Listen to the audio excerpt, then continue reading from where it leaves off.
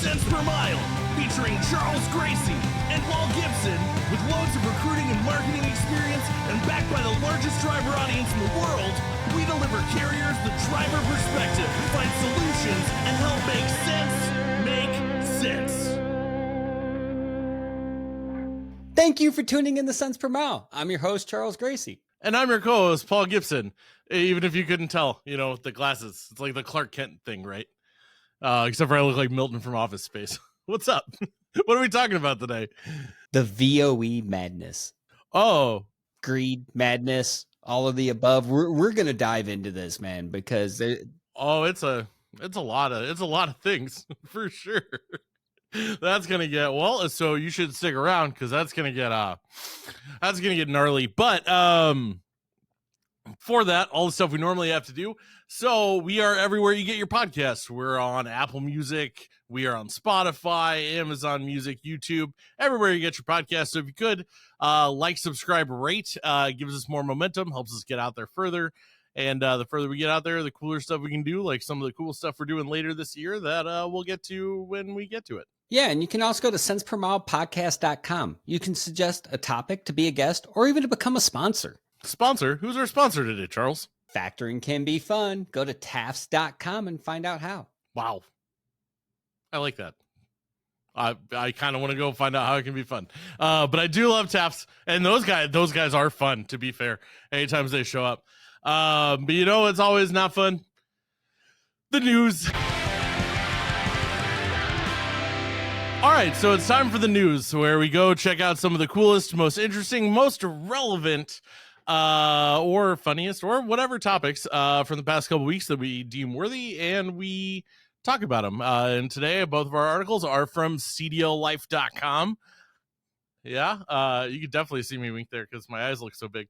But I decided to go with a theme of people trying to make a living in terrible ways that ruin things for everybody else. So number one, we have a man arrested for stealing a brand new semi and torching it after stripping it of parts. I was about to say torturing it. Oof. Yeah, well, maybe if it was one of those maximum overdrive trucks, but even then, I don't know. How sentient are they? Do they have feeling? I don't know. But yeah, so a man was arrested in connection with a brand new stolen semi truck that was stripped of parts and torched on the side of Interstate 91. 45-year-old Jason Dennis was arrested near Berlin, Connecticut on the 31st of July in connection to the theft of the Peterbilt. And yeah, so basically the guy stole it from a dealership and he stripped it for parts and then he torched it. Yeah, that's wild. I kind of wonder, in looking at the way that he got caught, I'm sort of wondering if he would have got caught had he not lit it on fire. Well, it said police then launched an investigation that led them to execute the search warrant of New Haven Truck and Auto Body in East New Haven. Their officers found refurbished tractor trailer and several stolen parts that were installed. Police seized the semi truck and the placed items. I mean, where there's one, there's probably 10 more. But also, is that are part prices? I don't know because I haven't really kept too far up. I know that they're up, but are part prices up so high that it's better to just steal a brand new tractor and strip the parts than it is to pay the imported tariff prices? I'm not sure that you could have a direct correlation there. I see what you're trying to do, and we have more important things to tackle today. So I'm not taking the bait, Paul. I would disagree with that after the last few months of the news and every topic we've had, but we do have more relevant things to today's topic and more people making a living in ways that are terrible for everybody else. So we have a mechanic arrested for selling fake commercial vehicle inspection stickers to more than 150 trucking companies. So basically, he basically forged it looks like he forged state inspection stickers and sold them. So That's yeah. So I mean, they got him on the bingo card. They got him on dealing in proceeds of unlawful activities, forgery, corrupt organization, deceptive business practices, altered goods, theft by deception, fabricated physical evidence, unsworn falsification to authorities, altered and forged counterfeit documents or plates. I mean, yeah, this guy got slapped with the book. yeah, but like 2 weeks later, he'll be free. yeah, but I mean at the same time, you know, like how many I'm trying to find notation of his I want to know how much money he made. It's totaled at 76,185 in addition. Oh no, it was 207,892. Oof. Yeah. So I mean he made a couple $100,000. You know, he bought himself an okay house in a decent neighborhood in a smaller city. That's nice. You know, in today's economy, not too bad. But yeah, that's wild though. Could you imagine like the chain of that event of being a driver, getting inspected, finding out there was something wrong with your truck, having them look at the inspection sticker, tell you that it's fake, and then you have to call the company that you work for to tell your dispatcher it's fake, and then they have to call the safety director, and he gets that safety director, and they're like, what do you mean? And then you find out that like all of your trucks have fake inspection stickers. Oh, I'm sorry, I tuned out for a moment. But Paul, I think we need to get into the main topic. I'm itching to get into this main topic. I can tell. Yeah. All right, sweet. Let's go. At TAFS, we offer unparalleled trucking excellence and service. Enjoy exclusive benefits like fantastic tire discounts and 1-hour advances for quick cash. Recognized as the top factoring company in 2023, we're your partner for success.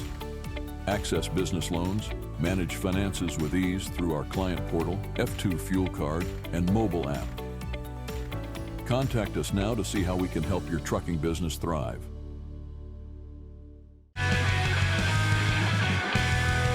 All right, it's time for Sense Makes Sense, and none of this stuff makes sense, man. Like, the VOE process is already a dumpster fire on wheels. And somehow we found a way to make it more complicated.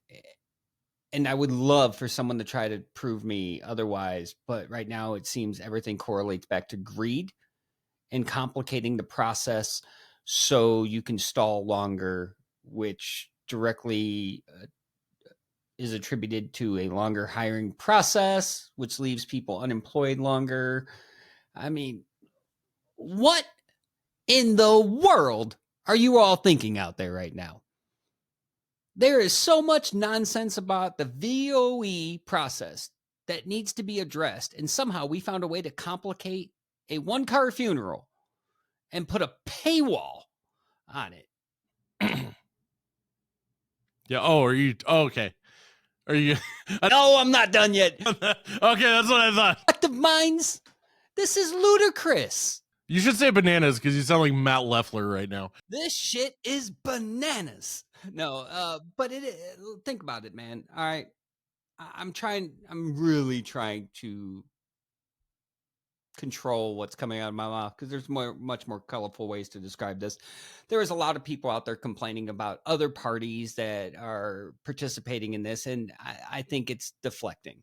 All right, you cannot blame the platforms for doing exactly what they have to do in order to provide services for verification of employments. Companies and ATSs have to have people submitting that stuff there. And if people are pulling out of those platforms, it defeats the purpose of those platforms. And why are people pulling out of those platforms? Well, so I can nickel and dime someone for a VOE, which is required for them to get. And in the meantime, while all of this is happening, the only person getting screwed is the drivers in the length of the hiring process and the small carriers and shame on you. Now your turn. Okay, cool. Yeah, no, I think it's it's shitty. Not surprising in the least bit. You know, I mean, there's several things. I mean, especially for the drivers end of things.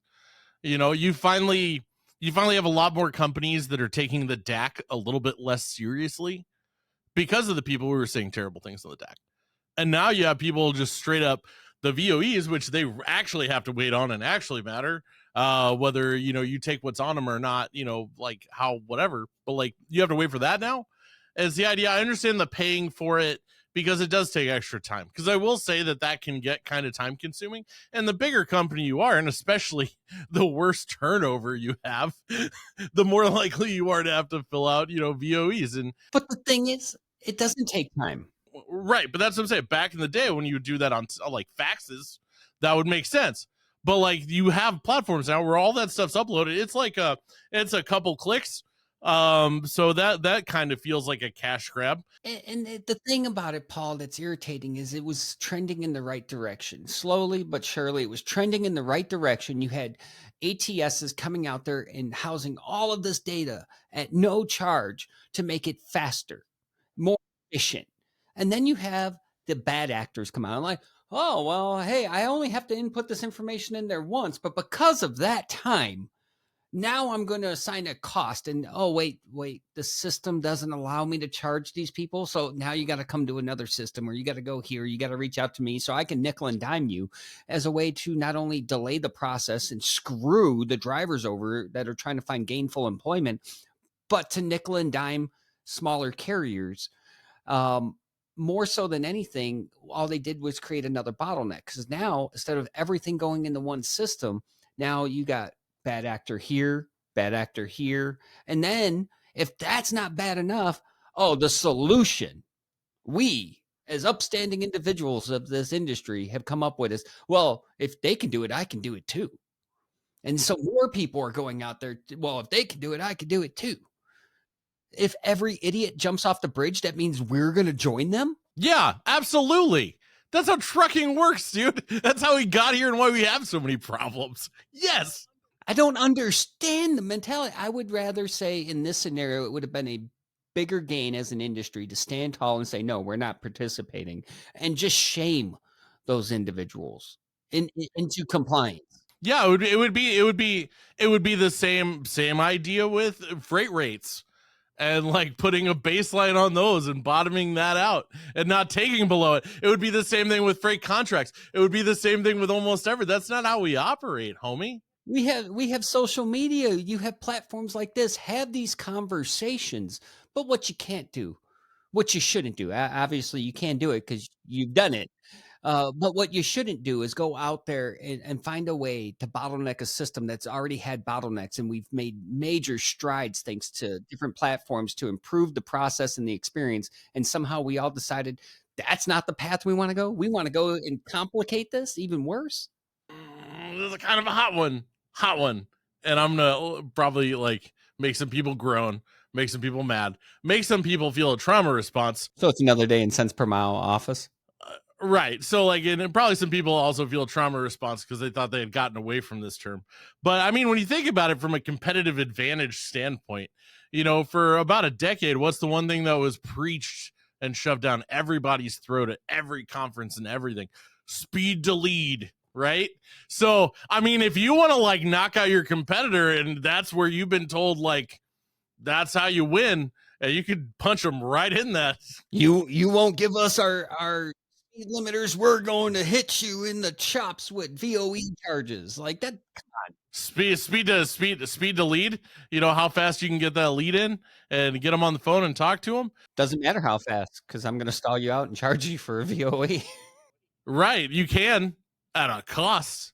Yeah. I mean, technically that would be a competitive advantage. Does the cost come with a guarantee that you're going to get it quickly though? I have a lot of questions, Paul. I think we need to phone a friend. That is. I wonder if there's tiers. Paul, we need to phone a friend. I need someone that's actively out there because I have so many questions on this. Yep. It's almost like if we had just somebody we can pluck and bring in to shed some light on this. I heard if you say Brad Hackett 3 times, he shows up. Brad Hackett. Howdy. Hey, it's like the Beetlejuice of trucking. If you know, you know. Look out. How's it going, my guy? Such a passionate topic on something that seems so silly in the hiring process. Right. Well, so here's the question.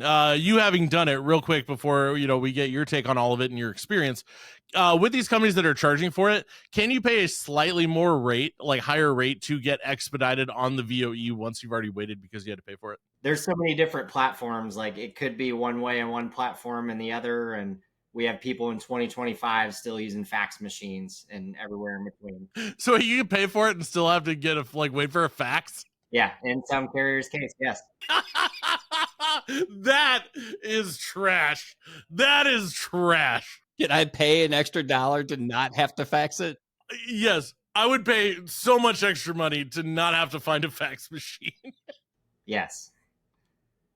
But in seriousness, this hurts people and process. To fax something. In the year of our Lord, 2025. What?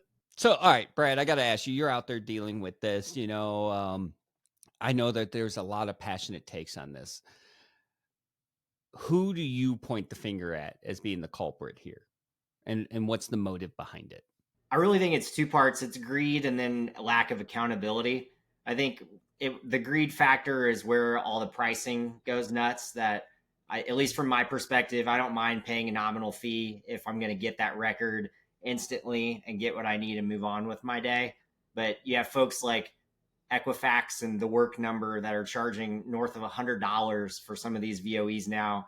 And then now other players in the mix of slider cost factors and everywhere in between of not even getting full information and having to go through paywalls and extra stuff, and all the way to the point where some carriers just don't respond. So they charge you and then don't respond? I haven't seen that, but just complete ignorance and insurance requirements. Some of these you have to get the VOE to show your insurance, that even though they don't believe that motor vehicle record that should be fine, they want the VOE with it, that you're literally holding up this gentleman or this woman's career step that they're trying to better themselves over something you're required to do through a paywall. Well, and the no response, I feel like that's always kind of been a thing, like a lot, probably more common than it was. But I mean, but like the paying thing. Do you also does anybody else think that it's weird that, like, let's say best case scenario, these companies are like, if you're good at something, which we are at sending VOEs, you don't do it for free, and then when you get paid for it, is it still weird that they don't pay their drivers for their 10 hours or struggle to pay them detention? Yeah, it's probably another 3-hour episode, but... Ooh, put me in, coach. I got a hot take. I feel like you are the coach. You don't have to say that. Man, but it sounds so great. All right. So, idea here. Drivers that might be tuning in to cents per mile. I believe this is going to fall on you to be your own advocate and start asking carriers, do you charge for VOEs? And if they say yes, hell with them. Go find someone else that's not going to hold up your hiring process and your fellow driver's hiring process, and choose not to support the carriers that are bad actors in this process, because they are slowing down you getting your job. Oh, damn. And lack of accountability as well. I've seen numerous cases where the driver literally turned the truck into the terminal. They're showing me picture evidence that they turned in the keys with the terminal manager. And you have folks out there that are putting like abandonment on a VOE, literally harshing this guy's career and this guy's record just because you don't want him to leave your company. It should be criminal. Well, here's the thing. Listen, man, it's no secret. Been in the driver's seat, been in the carrier seat, been on the vendor side. I really try to look at everything from some sort of empathetic viewpoint to try to understand everyone's stance on this. This one, I thought about it. I digested it. There's been a couple times I wrote a post and then I held it back because I wanted to do a deeper dive. And the more I dived into it, the more I reaffirmed my belief that this is nothing more than greed, lack of accountability, and a lack of appreciation that you're working with real damn people. Look in the mirror. Try to have some dignity. Don't be a POS. Well, and I think it also shows how the market can be dictated, because not everybody's doing this. Select people decide to start doing it. And because they did it, it forces other people to play along. Speaking of the vendor side, like, you can only do so much when the market dictates something, because you are running a business. And even if you don't like it, if that's what you have to do, like, you just end up getting stuck being a part of something terrible that's beyond your control. And if you're on the executive team at a carrier and you're watching this right now and you're like, man, these guys are real passionate. Yes. And we're not the only ones about this. There's a lot of people, and the more this gets out, the more you're going to have more people rallying. You should be walking down to your compliance department, your safety department, whoever's managing this, and the first question you should be asking is, are we charging for these? And if anyone says yes, put a stop to this nonsense immediately. All you're doing is complicating the hiring process. That's already complicated enough. It already feels like flippers doing backflips to a burning hoop while bouncing a red ball off their nose. There's no need for this. This is ludicrous. This is, I would love for somebody to DM me and tell me why this makes sense. Yeah. There's no benefit to it. It's not going to increase the quality of the driver. It's not going to increase the process. It's not going to help your recruiters. It's not going to do anything for operations. It's like, no, yeah. And any driver that's listening, you should be asking this question, because this is delaying your hiring process. We already know that there's carriers that can take up to a month to hire a driver. Now we're going to sit there and delay it. This is almost as bad as the carriers that are like, we're pro driver, and they wait to the last day of the 30 days to give a VOE to begin with, because I'm going to try to re-recruit the talent that I've already lost. Hey, boo-boo, where's my picnic basket? Come on, find some damn common sense. These are real people. Yep. You don't get to toy with people's career and then turn around and think that you're not going to be called out for it. Like, this is just bad practice. And I like that. I like that, emphasizing to drivers, if somebody's doing that, don't go work there, because that's long term. Starve them out. You want to act like this, then hey, you know what? You make your bed, you lay in it. And I think that's Brad. I honestly think that's where it comes into carriers like yourself. I love that you were out there advocating for this. The more I dived into it when this was coming to the forefront of topics on most social medias where we talk about recruiting and stuff, the more I realized that here we go, the trucking blame game. Everyone's like, oh, it's the technology platform. It's this, it's no. It started with the ignorant carriers that said, I want to make money off the hiring process. Because what you're doing here is you're inviting more regulation. This is either going to hit a boiling point and someone's going to regulate something that's already over-regulated. And then everyone's going to complain about the over-regulation, but you created this one, so make your bed lay in it. Or we dial it back and say, hey, we made a mistake, the same way Illinois did when they put a sweet beverage tax out there. I agree. My idea of freevoe.com and everybody gets on there is still out there, but that takes every carrier to get on there and get on board. And all we've done is have carrier versus carrier battles and new vendor players, and that cost just sliding on up just continues to compound this problem. I think people have forgotten, like, this is required to move forward. It's every recruiter's bane of their existence, getting VOEs, because it was already difficult, depending on who, depending on where. And then it got better. You know, you had ATSs come out there and say, we're going to house all this. It's not going to be a charge. Put in your stuff. And you don't even have to respond to each one. Once you put it in there, it auto responds. I mean, what? That makes too much sense. But now all of a sudden people are like, well, this looks like it's getting too smooth. I want to delay people hiring people that used to work for me.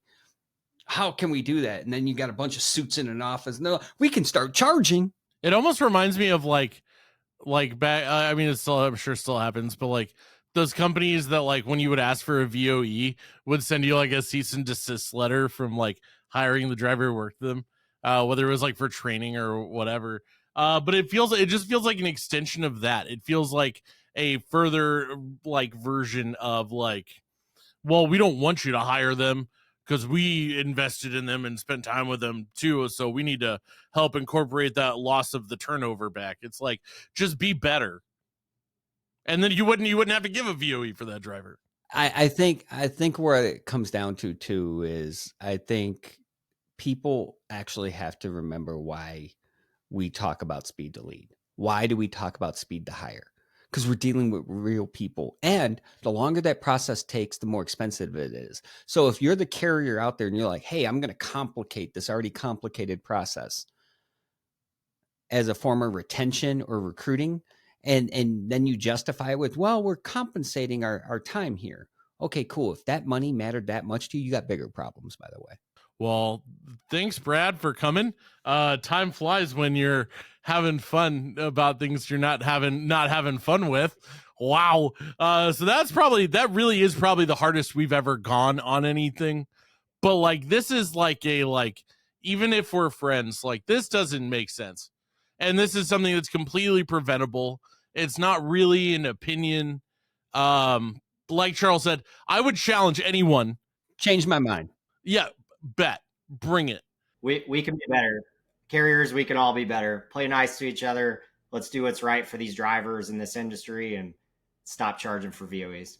Words of wisdom from Brad Hackett here on Cents Per Mile. You never know what's going to happen. I mean, we do because we played it, but cool. Yeah. So, but that's we gotta go. All right. Well, hey, that's a wrap on VOEs on Cents Per Mile. I'm your host, Charles Gracie. Oh, it's not a wrap. They'll be back. See you next time.